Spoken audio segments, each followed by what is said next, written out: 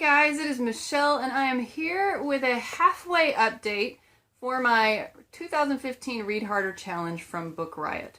There are 24 books in the challenge, 24 categories rather, and I have finished 12 books for those categories. I'm going to break this video into 3 sections. First, I'm going to talk about the most recent 6 books that I've read. Then I'm going to kind of reflect on the challenge as a whole, and then I'm going to talk about some changes I have made to my TBR for the challenge. For the category of read a book by an author who was over the age of 65 when it was published, I went with Abduction by Peg Carrot. She's my favorite middle grade author.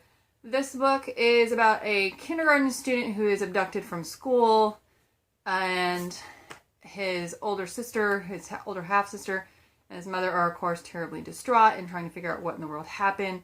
It has some of the classic Peg Carrot elements. It has a dog in the story. It has kids that are in danger. It has people who could have helped but due to inaction don't end up helping. And it has suspense. I was on pins and needles until the end, and I ended up giving this book 4 stars. Kittens, sorry. Alright, next up I read a book for the category, a book that was published in 2015, and last year one of my favorite novels was The Winter's Curse by Marie Rutkoski. It was the beginning of a trilogy. And this year, book 2 came out called The Winter's Crime. Also by Marie Rutkoski, of course. The thing I loved about Winter's Crime is it had all this political intrigue for a YA novel. And in that was The Curse. And in Winter's Crime, they add an additional country into the mix. A country that you weren't very familiar with but knew about. And anyway, there are so many new characters, so many new players, and the world just kind of expands, and it makes the political scene that much more tricky to navigate, and yet here these characters are attempting just that, and it is just fascinating to read, and so I ended up giving that one 5 stars. Next up was the category of a romance novel, and last year I read Maybe Someday by Colleen Hoover, and so I wanted to pick up one of her YA novels, and this one was Slammed. I think it might be the first thing she ever wrote, but I'm not entirely sure. It's about a high school student who has to move right before her senior year, and she is pretty put out about that, but she meets a neat guy across the street, and they go on a fabulous date. And then the next day they find out they can't date each other. So she is, of course, distraught, and that is not making the move any easier on her. And the story goes from there, and it was fun to read. It was nowhere on par with Maybe Someday, so I can really see how Colleen Hoover's writing has matured as she has gone on. So I'd really love to pick up Ugly Love or Confess by her and see how I like those. But I ended up giving Slammed 4 stars, and it does include slam poetry, and so that ended up having me spend about an afternoon one day watching a bunch of slam poetry on YouTube, which was also kind of fun. The next book that I read was for the category of read a book by an author with a gender that is different than yours, and I used this as a total excuse to read my first John Scalzi novel. I ended up doing a buddy read of Lock-In with Elena from Elena Reads Books, and I loved it. I read the prequel novella first. It's available free from Tor.com, and it's an oral history of the history of Hayden's syndrome. Hayden's syndrome is the disease that is the main focus of the novel Lock-In. Your main character has Hayden's syndrome, which means his body is locked up, but his brain can control a robot type thing called a Threep, after C-3PO, and he can interact with the world that way. And he's just gotten a job with the FBI, and he is working on Hayden's related cases. So he has Hayden's, he's working on Hayden's related cases, and this whole novel and world is just simply fascinating, and the characters were so diverse, and I really enjoyed the writing style and the world building. I just loved it, and I had to keep convincing myself that Hayden's syndrome was not real, and that some of these characters were not real. It was just absolutely fabulous. Gave it 5 stars. Alright, next I read a book from the category an author from Africa, and I chose We Need New Names by Novalet Bulawayo. The main character in this story is Darling, and she's just kind of a lens through which to view events. And some of the events, the first half of the book, are in Zimbabwe, where she lives. She's about 11 years old. And then the second half of the book, she has moved to America, and it's more her teenage years. And she's still just kind of a lens. She doesn't really talk about like hopes and dreams and wishes and things like that. So it was hard to get attached to her or any of the side characters. At the end of reading it, I was just kind of like, what was the point of this? And after really reflecting on it, I could finally find some meaning for me, but I don't think that's the meaning most people are going to take away from it. I don't know. It just was not my favorite. I ended up giving it 2 stars because I just simply didn't like it. I thought it included some elements for shock value, which were not necessarily for Darling's story. And like I said, I didn't really see the point. I must have missed it. But anyway, you win some, you lose some. All right, and lastly, for the category of read a self-improvement book, I chose What Everybody Is Saying by Joe Navarro. He is an FBI agent. He moved to the United States from Cuba when he was around 6 years old, didn't speak a word of English, and he became a nonverbal communication expert. And this book took me a month and a half to get through, not because I wasn't enjoying it or not because it wasn't good. It's because I wanted to take what I had just learned and go try to apply it, out in the real world. See, could I observe that kind of behavior? Does it mean what the book implied it means? Does that ring true type of thing?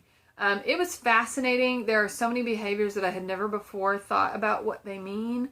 And I'm starting to realize and recognize them in myself. What I have not just naturally started to do is recognize them in other people. So I need to work on that more.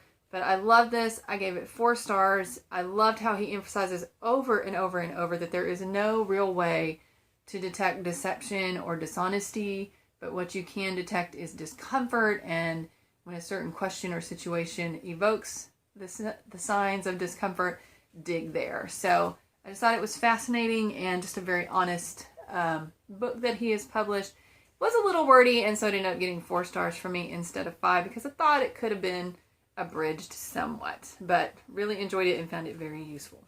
So that is the end of this section about the most recent 6 books that I have read for the challenge. And now for a little bit of reflection on the challenge. Overall, for the year 2015, the average of the ratings that I have given books is 4 500. For books that are simply for the Read Harder challenge, it's down to 3 8300. Now, it's come up a lot since the first 6 books, so that is a good thing. Yes, I am not enjoying the books that I am reading for this as much as I am enjoying the books that I would just naturally choose or naturally end up on my TBR. But it's not enough of a discrepancy to go, oh, this isn't a good exercise, because it has introduced me to some things that I didn't know that I enjoyed because I'd never tried them. For instance, short stories. I have read 2 additional short stories since I read the original one for the challenge this year, and I have many of them now on my TBR to be read in the future. So I'm very thankful for things like that. And I think the lower scores reflects less of what I like than it's more of a reflection of my unfamiliarity with the category causing me to just kind of blindly choose something for that category and not doing a very good job because of the unfamiliarity. So I'm not saying that just because the book that I read by an African author I gave 2 stars that I'm not going to read anything by African authors. In fact, there are several that I would like to read in the future that I have a feeling I will enjoy much more. So, all right, I have been looking more and more at the challenge, and every time I need to read another book for the challenge, I look at the TBR list, and I've just been kind of dreading it. And mainly I figured out that is due to page count. So to save some page count, I have made some swaps because of the books I've read so far, there were 3,052 pages involved. For the books I had remaining, there were over 5,000 pages left to read. Like, I want to say 5,400, something like that. And I just know that is not doable for me. So I looked at some of the books that had the highest page count to see if there was something I could swap them out for. And if there was, I have done that. So for the category of a prize winner within the last 10 years, instead of reading The Goldfinch by Donna Tartt, I am now going to read Redeployment by Phil Clay. I really want to read that book anyway. I grew up as an Air Force brat, so my dad was in the service, and I just really feel compelled to read that book after hearing such good things about it. That's going to save 483 pages. Then for a book recommended to you, I'm swapping out The Promise of Blood, which is the start of a fantasy series that's not yet complete, for Gone Girl, a standalone book. And so that's going to save 123 pages. And from what I hear, the Gone Girl should go pretty quickly. Instead of Orphan Master's Son for a book set in Asia, I've swapped that out for Dendera by Yuya Sato. I was already partway through that book when I made that decision. Because of Japanese June, that TBR, I was already reading some things set in Asia. In fact, there were books I'd already completed I could have counted, but I just couldn't bring myself to do that. But that's going to save 83 pages.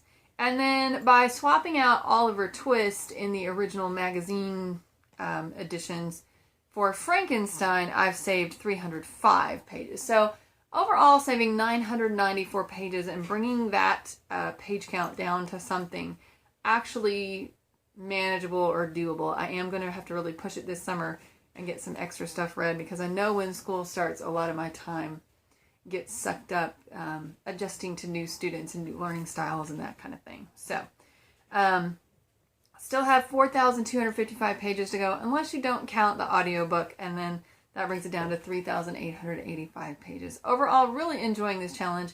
If you are participating, let me know. How are you doing? What are your thoughts? Are yours mirroring mine? Are you having a totally different experience than I am? Anyway, thank you so much for watching, and happy reading.